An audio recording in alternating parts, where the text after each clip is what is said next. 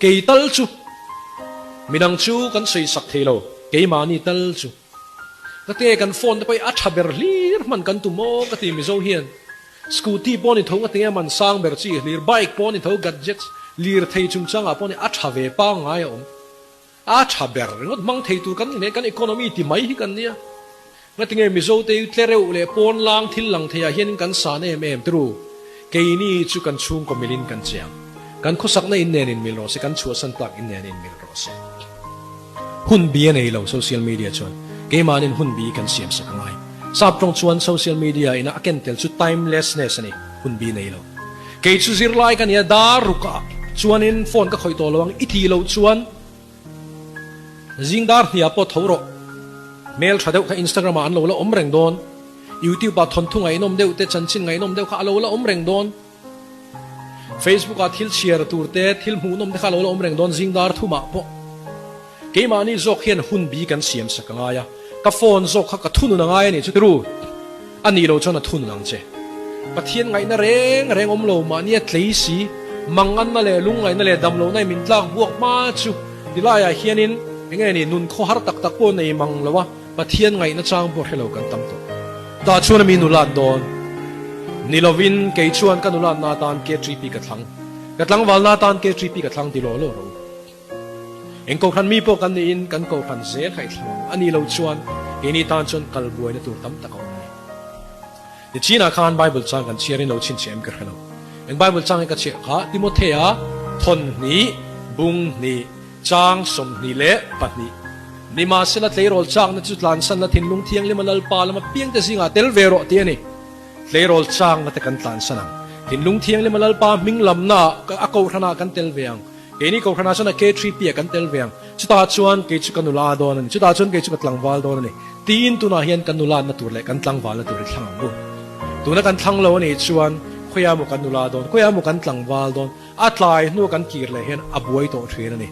tu ni kan tleirol hun hi hun poi mo ani aram le afel na zong masa zok ro ti chuan chung zong chu apek bel chang chu kei tal chu minang chu kan sei sak thelo kei mani tal chu kate kan phone te pai a thaber lir man kan tu mo ka ti mi zo hian scooty poni tho ate man sang ber chi lir bike poni tho gadgets lir thei chung changa poni a thave pa ngai om a thaber ngot mang thei tu kan ne kan economy ti mai hi kan nia ngatinge mi zo te tlere ule pon lang thil lang theya hian kan sa ne em tru keini chu kan chung ko milin kan chiang kan khosak na in nen in mil ro se kan chua san tak in nen in mil ro se hun bi nei lo social media chon ke manin hun bi kan siam sa kangai sap trong chuan social media ina aken tel chu timelessness ani hun bi nei lo ke chu zir lai kan ya daruka chuan in phone ka khoi to lawang ithi lo chuan jingdar hia po thoro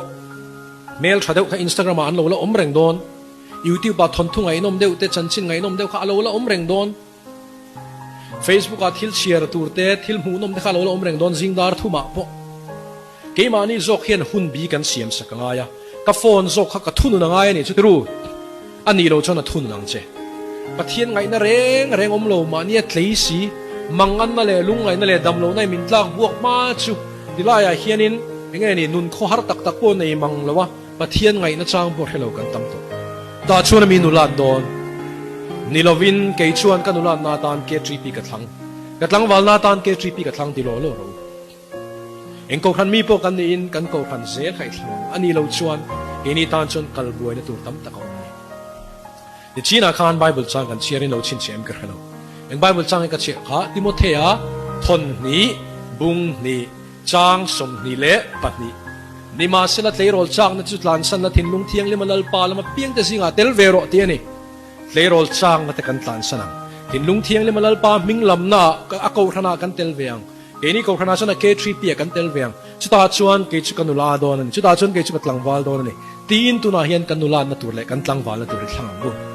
tuna kan thlang lo ani chuan khoya mu kanula don khoya mu kan tlangwal don atlai nu kan kir le hian abuai to thrin ani tu ni kan tleirol hun hi hun poi mo ani aram le afel na zong masa zok ro ti chuan chung zong chu apek bel chang chu